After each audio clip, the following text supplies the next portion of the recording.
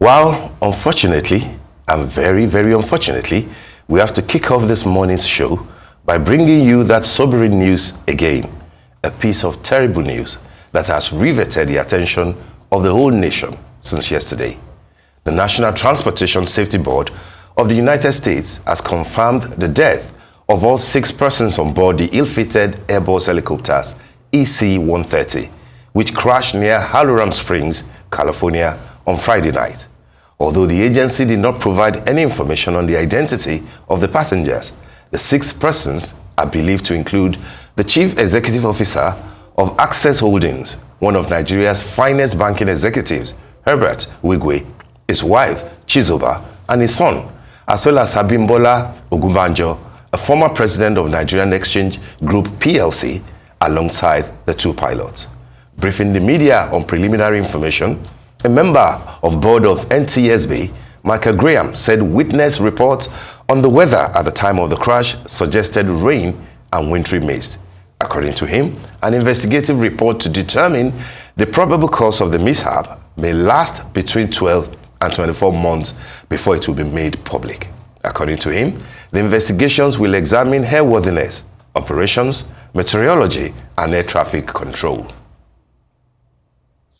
The NTSB just recently, and within about an hour ago, arrived on scene for this accident investigation. Last night at 8:45 p.m. Pacific Standard Time, an Airbus EC-130 helicopter departed Palm Springs, California, en route to Boulder City, Nevada. At about 10:08 p.m., the helicopter impacted the terrain south of I-15 near Halloran Springs, California. Halloran Springs is about 75 miles northeast of Barstow. 2 crew members and 4 passengers were on board and were fatally injured. Before I go any farther, on behalf of the NTSB, I'd like to express our deepest sympathies to the families and loved ones of those who lost their lives in this terrible tragedy.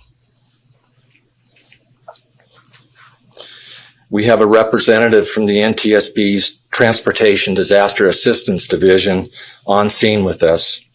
She is currently working with the family members of those who lost their lives and will provide support as well as investigative updates as they become available. The NTSB is an independent agency charged by Congress to investigate every civil aviation accident and significant accidents in the other transportation modes.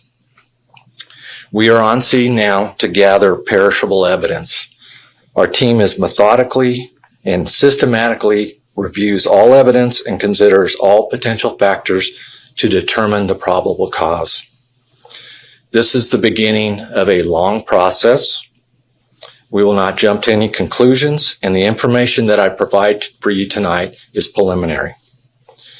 A preliminary report will be available in a couple weeks, and however, a full NTSB investigative report and investigation will last 12 to 24 months before a final report is published. Additional details about the accident include: the crew consisted of a pilot in command and a safety pilot. The accident flight was operated by Orbic Air LLC as a Part 135 charter flight. Witness reports of the weather conditions at the time of the accident suggest rain and a wintry mix. The helicopter was not equipped with a cockpit voice recorder or a flight data recorder. This helicopter was not required to be equipped with those type of recording devices. We are aware of media reports of some downed power lines near the accident site. We will be looking into this report during our on-scene investigative phase of this investigation. The NTSB investigator in charge, as I said, is Aaron Sauer. He will be joined by Mark Ward as the deputy investigator in charge. Several other NTS investigators are on scene and will be examining the following areas: airworthiness, to include maintenance and structures of the helicopter, operations, meteorology, and air traffic control. Parties to the investigation include the FAA and Orbic Air LLC. As the investigation continues, other parties could be named. The BEA, the French Aviation Accident Investigation Agency, will serve as an accredited representative because France is the state of manufacturer of the Airbus helicopter and the turbomeca engine. Both Airbus helicopters and turbomeca engines will serve as technical advisors to the investigation.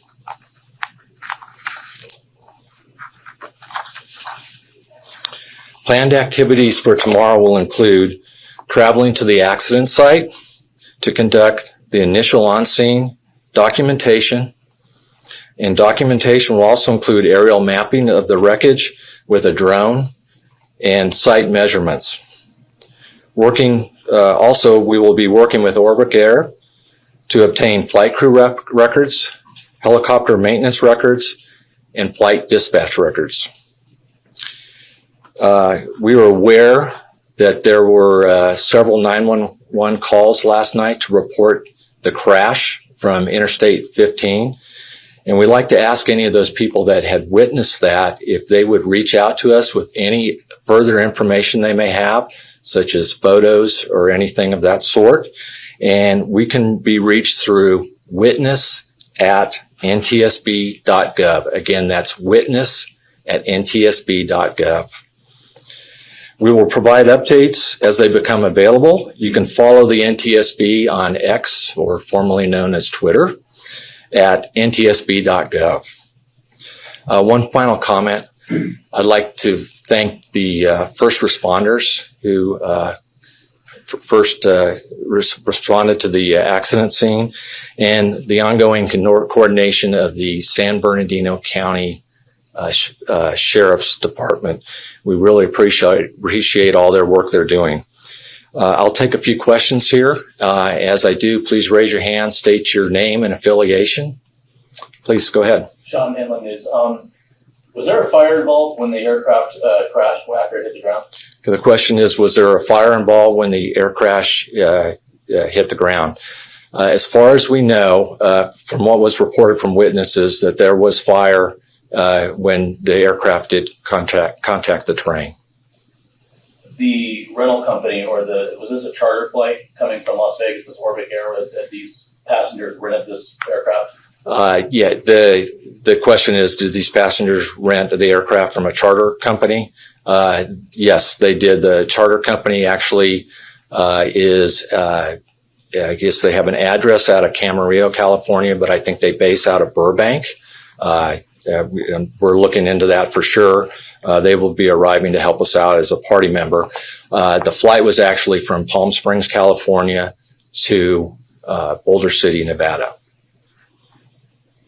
The weather conditions. You said there was a mix of rain and snow. Can you talk more about the weather conditions in the area at the time the helicopter was flying through that area? The question is about the weather conditions at the time of the accident and where the helicopter crashed. It was reported by witnesses that there was rain with some wintry mix. We currently have a meteorologist working on our team, and we were working to analyze and get the exact weather conditions at that time. Of course, that's out in the middle of the desert, so we'll have to find the closest reporting stations nearby to be able to give any accurate information as far as the weather was at the scene. My last question is, do you know the altitude that the helicopter was flying through the area? I mean, was it, did they experience, is it possible they experienced a mechanical problem? They were flying high and they, auto-rotated down or came down somehow, or were they flying so low that they crashed into the side of a mountain? What do we know about that? The question is about the altitude and the flight path of the helicopter during the flight. We don't have any specific information on that right now. We are getting air traffic control data, NTSB data. We're just starting to receive that. Hopefully we'll have more information tomorrow for you on that specifically. And we always have to ask people, do you hate anything on the passengers or the crew? Can you tell us anything about that? they're asking the questions about any more information on passenger and crews. No, I have no information at this time on that. Any names, things like that will be released through the coroner's office. And if we have any updates on that, we'll let you know. But normally that goes through the coroner's office. Very sad news, breaking news from yesterday. The NTSB, of course, the National Transportation Safety Board, is in charge of investigating all civilian aviation accidents. Yeah. They have to determine the facts, they have to determine the conditions, the circumstances that are relating to the accident, and the probable causes. Of course, as of the time this briefing was done, they haven't released any names, but it has been confirmed from people who are, close to the source that indeed that those 6 people, the manifest has the, Herbert Wigwe and his wife and his son, and of course even Mr. Bimbo as well. And it's very interesting because I only just got back from Los Angeles myself yesterday. Yes, we got alerts. I remember even on the day of the Grammys itself, about around 1 a.m. in the morning, we started to receive alerts on our phones telling us to, make sure we're indoors. There was thunderstorms. The rain was coming down heavy. You could just tell that there was something different about it. There was even flash floods as well. Yeah. So part of the emergency warning was that it was very unsafe to travel. So, these are some of the things that the NTSB is going to have to look into to find out exactly, why that helicopter was, flying at such a time. And just to quickly add on there, they did say that the FAA confirmed that the helicopter went down around 10 p.m. East of the 15 freeway and Holloran Springs Road near the community of Nipton, not too far from the California-Nevada state line. There were 2 pilots and 4 passengers inside at the time. Now, the preliminary information indicates that the helicopter, which is owned by the Orbic Air of Burbank, took off from Palm Springs and was last seen near Basto. The intended destination was reported as Boulder City in Las Vegas, Nevada, which is located about 26 miles southeast. But of course, now that report has not been 100% confirmed. I really do sympathize with the family, with friends.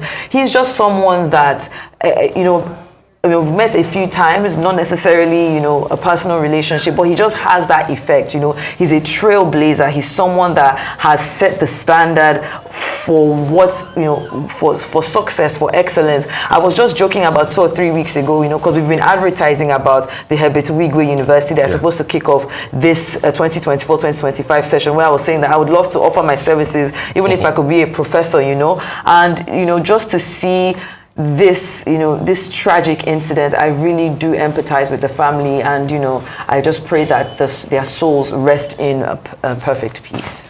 Sorry, absolutely, Shaitan. I mean, you couldn't have put it any better.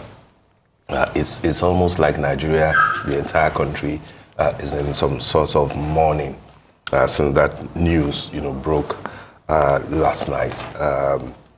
And that has to be so because of the personality of the former CEO of Access Holdings, the personality involved, and to also imagine that his wife and son, were involved. I think that is such a tragic, devastating news that people will have to deal with.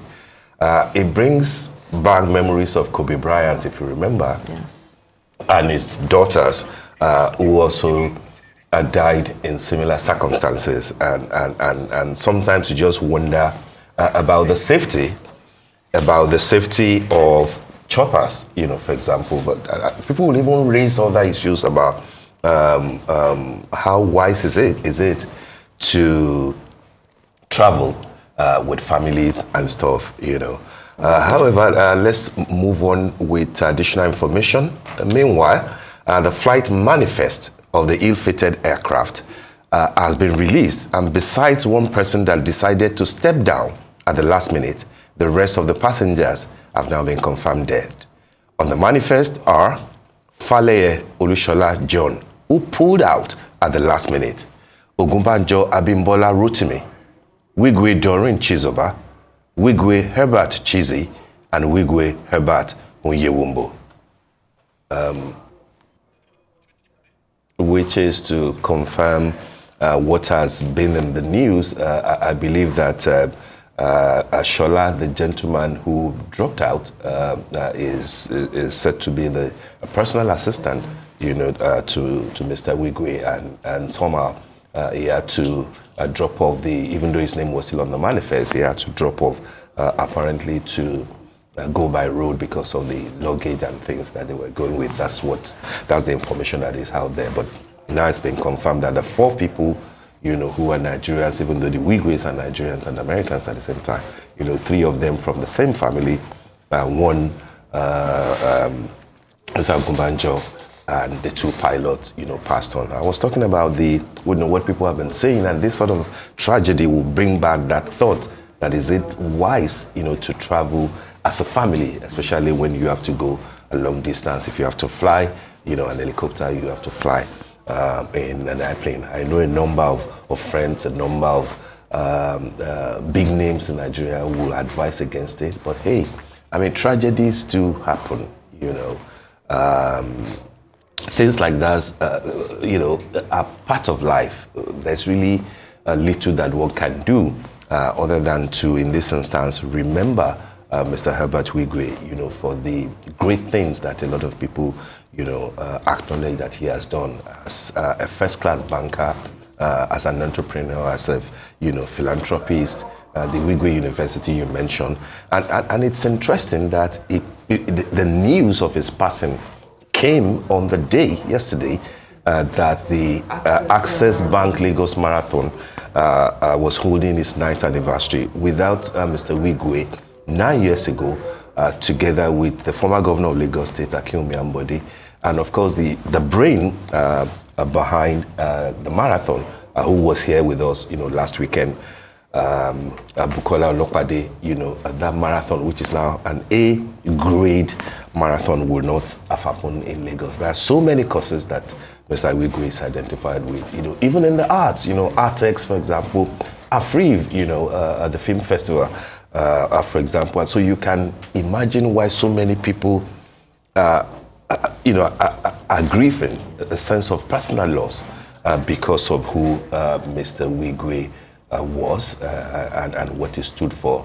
Let's hope that his dreams, and legacies will endure, particularly, the university, which will kickstart at the end of this year, the session, the 2024-2025 session, which will roll out. Let's hope that the dream will be alive. So, as you said, we condole with the family, especially the 3 other children, his extended family, the Access Bank family, the banking world in general, given what he has done, the license in Hong Kong, in America, so many things that with his partners he's been able to do with that bank. It's such a tragic, devastating news. And I hope that our prayers will be that the Almighty will grant the family members the fortitude, to bear that.